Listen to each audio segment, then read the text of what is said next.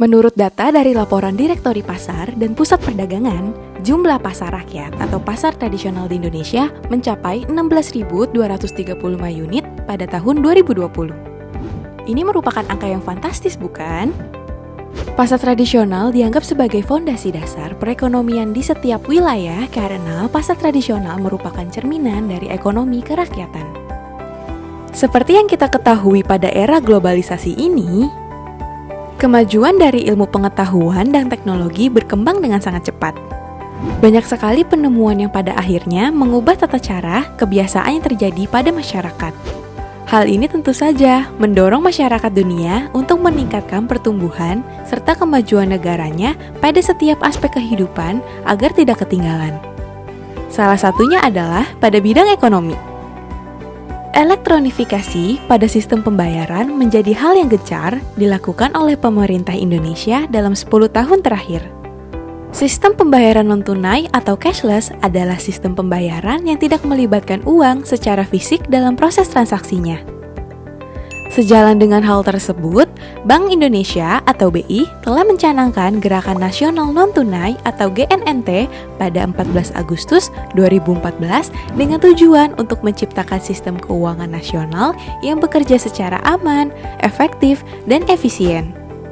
GNNT ini diharapkan mampu mengatasi permasalahan yang kerap dijumpai dalam pembayaran tunai, seperti uang tidak diterima karena rusak atau tidak layak edar, serta mencegah kemungkinan peredarannya uang palsu.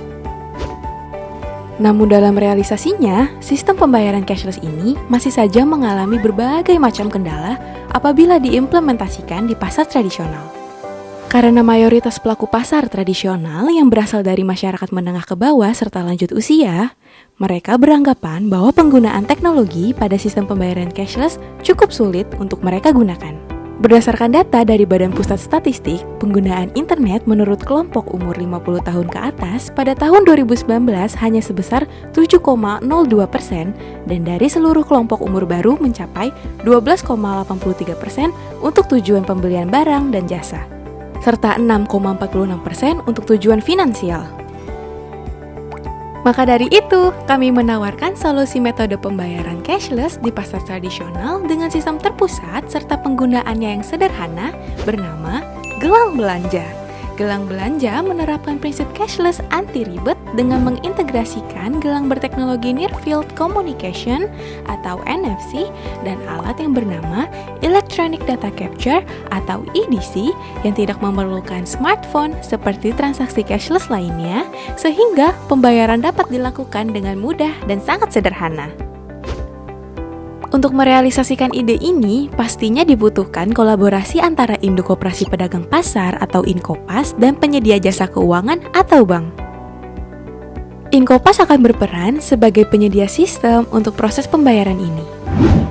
Sedangkan pihak bank akan mengakomodir EDC serta fasilitator untuk menyimpan secara sementara uang elektronik yang beredar selama transaksi di pasar tradisional berlangsung. Pedagang yang terdaftar membership pada database Inkopas akan mendapatkan alat EDC yang kemudian akan dikenakan sistem sewa selama kurun waktu tertentu. Mekanisme penggunaan gelang belanja ini sangatlah mudah.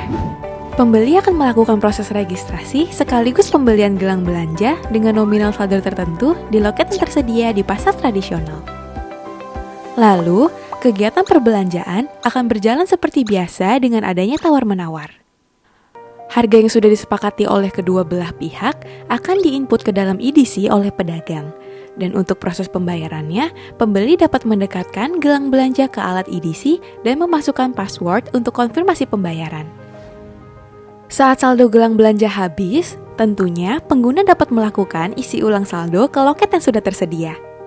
Dan tidak usah khawatir, apabila terjadi kehilangan atas gelang belanja, pengguna dapat melakukan pemblokiran akun ke loket atau ke call center dari gelang belanja.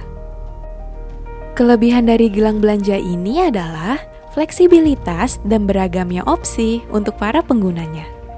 Seperti yang kita ketahui, teknologi NFC sendiri itu sudah tersedia pada smartphone sehingga integrasi antara gelang belanja dengan smartphone akan lebih mudah untuk dilakukan. Untuk pembeli yang memiliki akses terhadap smartphone, Mereka dapat mengisi dan mengecek saldo secara online tanpa harus mendatangi loket di pasar. Selain itu, sistem penarikan uang untuk pedagang pun dibagi menjadi dua.